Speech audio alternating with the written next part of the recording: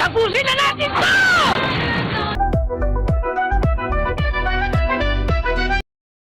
Alam mo ba na ang bida ng Shaman King na si Yo Asakura ay halos tinamad maging hari ng mga shaman?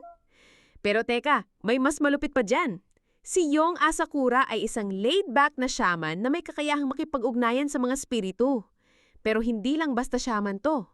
Descendant siya ng ancient and powerful shaman bloodline.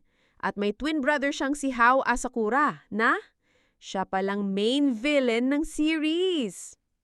Trivia time! Ang guardian spirit ni Yo ay si Amidamaru, isang legendary samurai na 600 years old na. Fun fact, kahit chill lang si Yo, may hidden talent siya. Mabilis siyang matuto ng bagong techniques dahil photographic memory siya. At ito pa, sa original manga, mas madilim ang story ni Yo kumpara sa 2001 anime adaptation. Kung fan ka ng classic anime na may twist, Shaman King is worth the rewatch. Like and follow for more anime trivia na hindi mo pa alam. See you sa next episode, Anime Fam!